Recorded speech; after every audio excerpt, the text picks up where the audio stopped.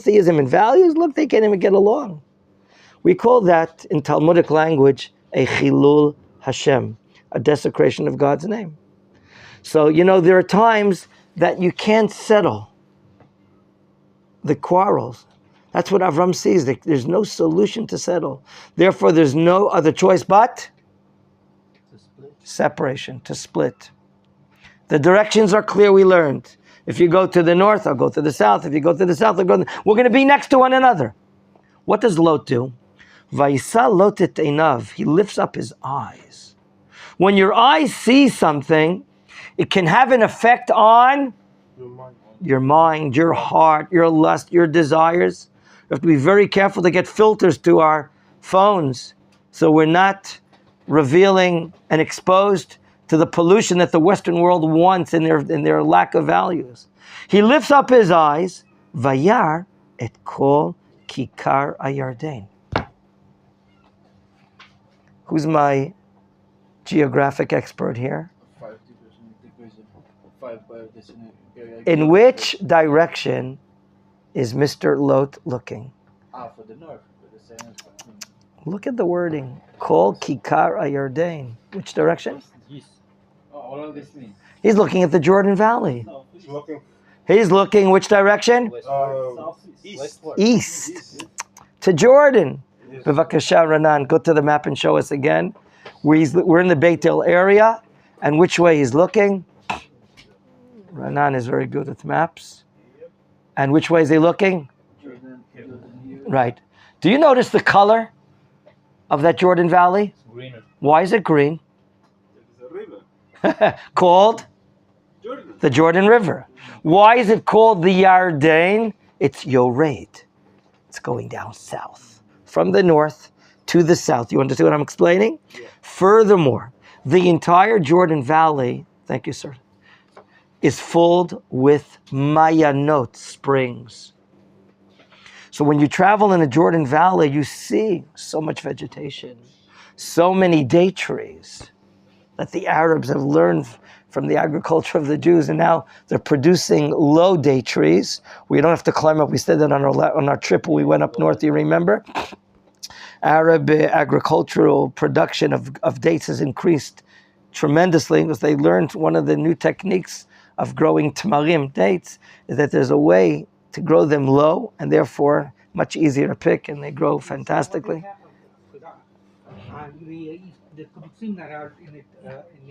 The old trees that we've been having for 40, 50, 60 years are the tall trees, right? That you remember. Now there's a new method the last few years of growing different way.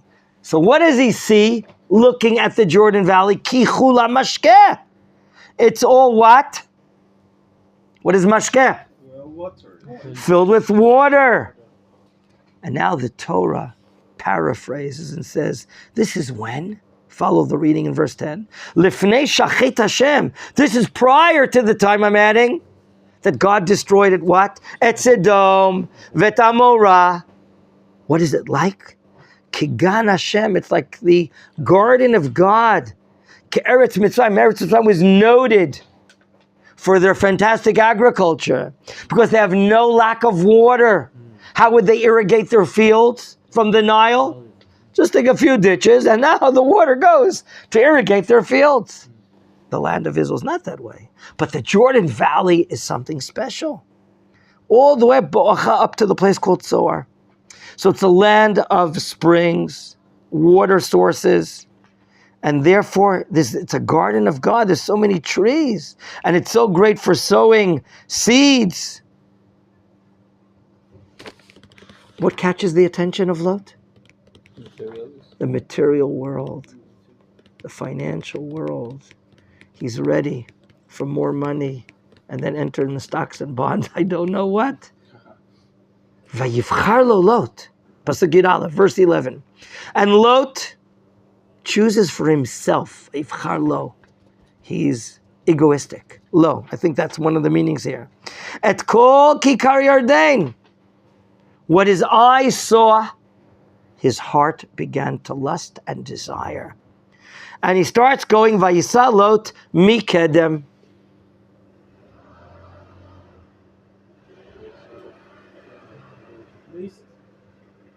What is the me doing there? You have a question, sir? I was confused.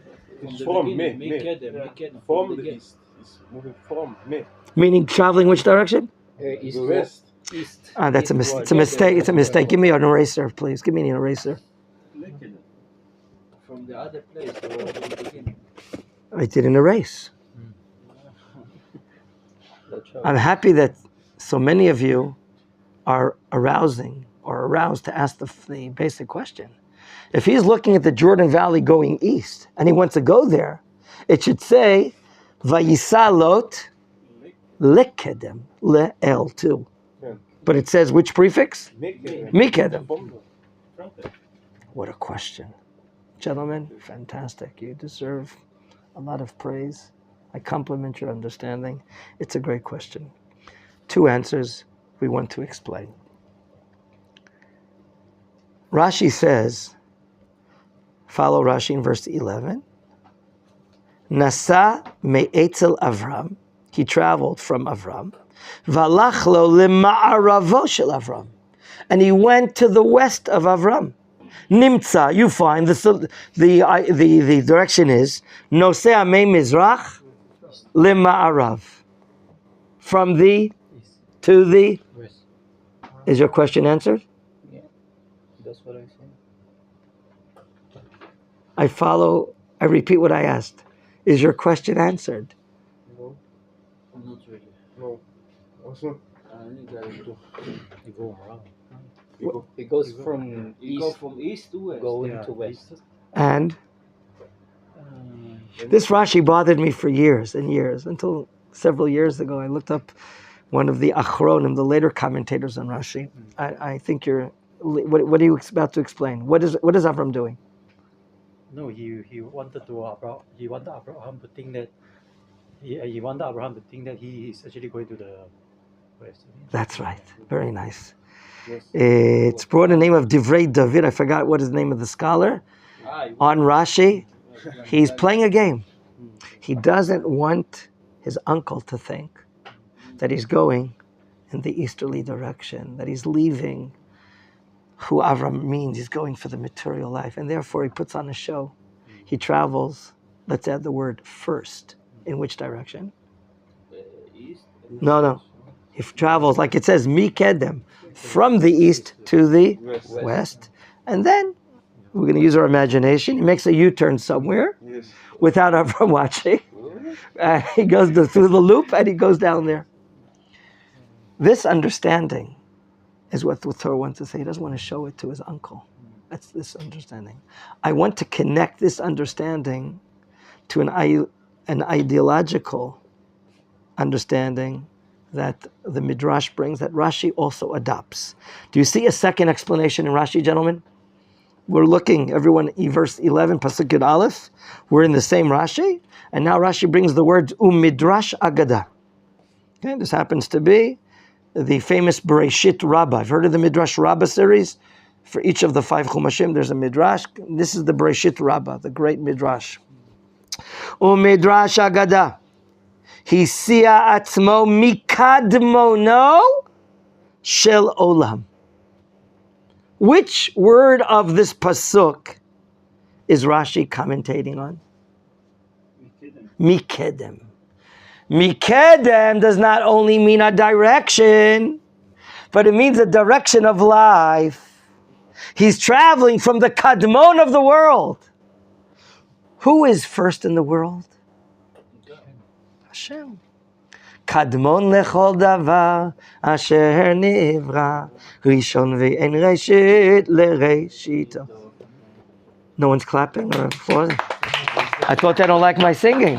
What clause did I just sing from where? From the Levi.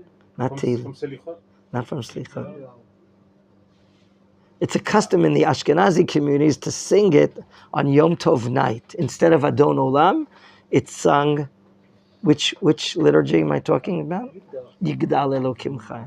Do you know that? It appears in your Siddur right before the blessings of the morning. Do you know what I'm talking about, Michal? No? No, but it's in your Siddur, without a doubt, this poetry. In any event, let's get back. He traveled away, I'm adding the word away, from the Kadmon, from the earliest, the God of the world. Amar, quote, he said, I afshi, I don't want, Aramaic, lo be'Avram, velo be'Elohav. I don't want not Avram, and I don't want his God. In other words, the Torah is telling us the mindset of Lot. He's not interested in values, the values of Avram Avinu, of Bnei Noach. He's interested rather in the material, monetary world. He's looking how green it is down there. He's seeing the dollar bills right now in front of his mind. That's what he's thinking about. He's green, it's green. So here, gentlemen, in spite of the fact that Avram was such a good uncle and adopted him and took care of him and traveled perhaps already more than 1,000 kilometers from Haran to Eretz Canaan, from Eretz Canaan to Mitzrayim, and now from Mitzrayim back to Beit El area, he's now separating himself. Now, can you or can you not answer the following question? Avram Avinu's offer to his uncle, to his nephew, Lot. If you go to the right, to the south, I'll be to the north. I'll be to the small. If you go to the left, to the north, I'll be the right. Avram was looking for proximity, for closeness, to be adjacent one to another, to keep a connection with his nephew. That's what he offered him. Please answer the following question. Is Lot remaining close by or not? Did Lot take the right or left? Yes or no? No, He took the sideways. He's taking the opposite. He's going to the east. Close by or not? It's a loss of altitude of about more than 800 meters and about 20 kilometers. It's not nearby. It's an entirely geographic region which is different than the mountain area. So we're now learning about the spiritual decline of Lot. This is his choice. There's no coercion here. He doesn't hold him by his neck and stop it. And therefore, the Torah now tells us in verse 12, Avram yashav be'eretz Canaan, velot yashav be'arei hakikar, vayehal atztom. The mountain area is more or less called the Canaanite region, even though all of you know that there are how many Canaanite nations? 7. But the Canaani are living in the mountain area. Avram remains in the mountain area. Whereas, in contrast, Vilot, the Torah is graphically spelling out a contrast here. Lot dwelled in the cities of the Kikar, the valley, the straight area down below. And you know what? His entire property, his ohel, his village goes all the way to the city of Sodom, north or south. Sodom. East. He's in the eastern Jordan Valley. But his property goes all the way to Sodom, meaning in which direction? South. South. He's very wealthy. He has property going all the way down to Sodom. What are we told about Sodom in verse 13? Vanshei Sodom, the people of Sodom, ra'im v'chataim ladunai me'od. Wow. Why do we need 2 adjectives, ra'im and chataim? Just tell me they're bad. Rashi thought about this question, and he asked it, and he brings the answer. Ra'im, bodily. They commit a lot of crimes with their bodies and properties. V'chataim is more the property, the monetary sins. And you know what? It's all against God, and it's me'od. The Torah doesn't offer superlatives so easily. And if it's me'od, that means they're extremely terrible people. Pasuk Yud Daled, verse 14. Vadunai amar el Avram, acharei hipared Lot me'imo, sana einecha ure'ei, min hamakom asher ata sham, tzafona, vanegba, vakedma, vayama. Ki et kol haaretz asher ata roeh, lecha etenena, ulizaracha ad olam. I'm stopping purposely in the middle of this revelation between Hashem and Avram. This is promise number 2 regarding the land of Israel. Okay, and this is revelation number 2, as some of you explained well yesterday, the appearance of God, the divine presence to Avram Avinu, as opposed to God speaking only when he's abroad. Here in the land of the Shekhinah, the divine presence, we have here a appearance of God. Why does the Torah state in this appearance that this is happening after the separation between Lot and Avram? What do I have to know that? Yes? בגלל שלוט לא התנהג טוב, אז שכינה לא הייתה איתו, עם אברהם, והם היו צמודים. בעצם אנחנו גם יכולים ללמוד מפה, שאיפה שיש מקומות לא טובים, מקומות שליליים, אז שנקרא שכינה לא שמה. נכון, very nice. I forgot our friend's first name? Nitai. Thank you. So Nitai says beautifully what Chazal taught us. When Avram was with his nephew and his nephew was not really under good values and under good behavior, it was like a stain, like a pollution on Avram. And because of that stain, God separated himself from Avram to a certain extent as far as communication, Nevuah, prophecy, revelation. But now that Lot has decided to go away, there's more shining, more light now by Avram Avinu, and therefore he's the benefactor of prophecy again. And in this prophecy, what does he tell Avram? Lift up your eyes and see from the place where you are, north, south, east, and west. Some of you, I forgot the name of the staff member, have spent a Shabbat in Givat Asaf. And some of you were atop of a mountain in Givat Asaf. And looking from there, we see the tallest mountain in the Beit El region called the mountain Bal Chatzor. There are electronic surveillances for the Air Force on top of that mountain, a very hard army base to enter into. And there, I heard Rabbi Samson say this about 40 years ago, that he thinks that maybe some Eretz Yisrael experts say the same thing, that on top of that mountain, which is the highest mountain in the area, about more than 1,000 meters above sea level. Higher than Harival? Yeah, sure. Harival is what, 700, it's 300 meters above at least. Check out, tell me how much Harival is. I don't think it's more than 700. Check it out, you can even Google it. So he thinks, now we're in the Beit El era, lift up your eyes. Rumor has said, I've heard this already for 20, 30 years, that on top of that, it's a military base. I did shooting range training twice I used to go when I used to do reserve duty, so twice they took us to do shooting ranges there. So I was told that on top of that mountain, on a clear day in the wintertime, you can see as north of the Hermon, and you can see south to Beersheba as well. So something spectacular view.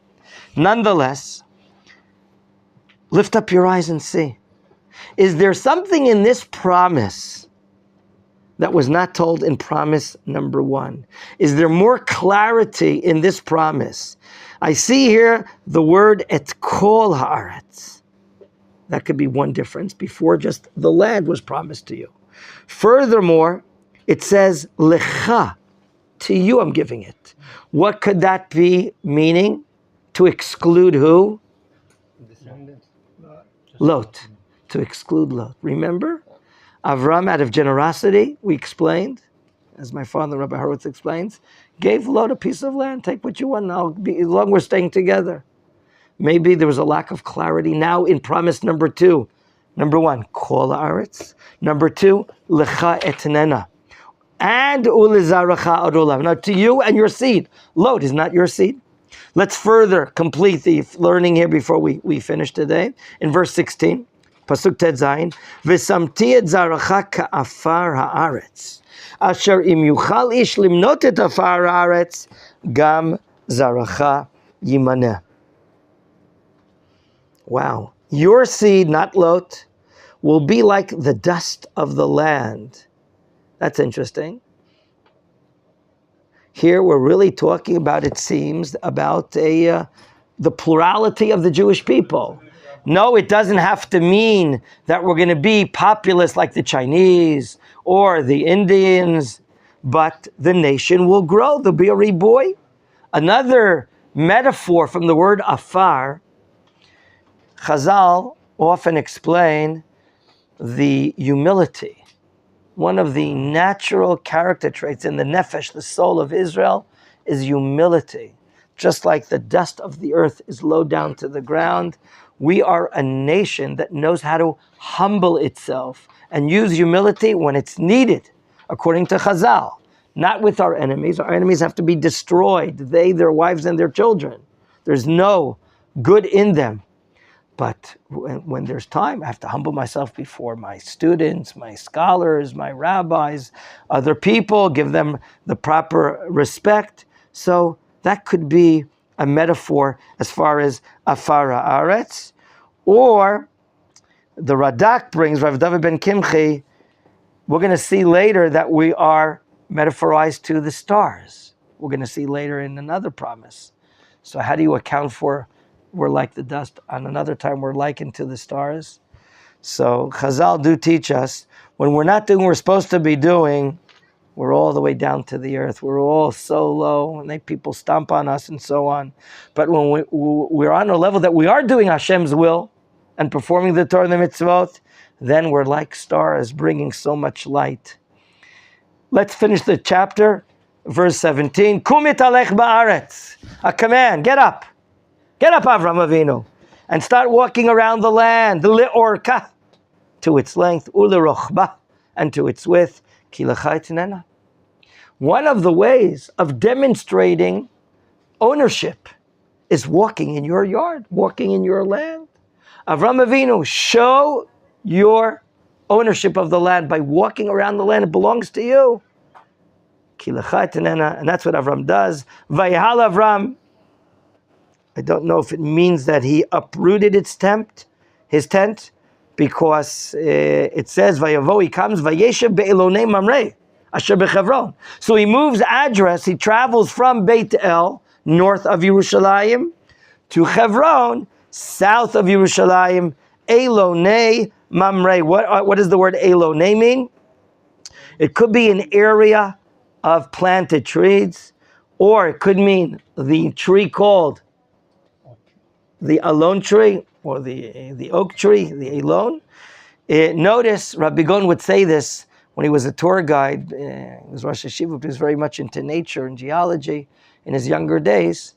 Notice that we have two trees that are fruitless trees, the alon and the elah, and they both carry God's name, Aleph Lamed.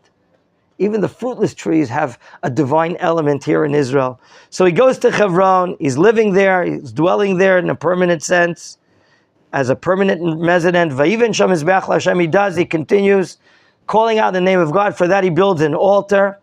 And we'll end the shur by saying, who is Mamre? Mamre becomes a friend of Avram. And Chazal say that this guy came to be believing in one God and gave him some tips or tactics regarding circumcision. And therefore, he remains a special friend. We'll continue with this tomorrow. B'ezrat Hashem. Have a good day today.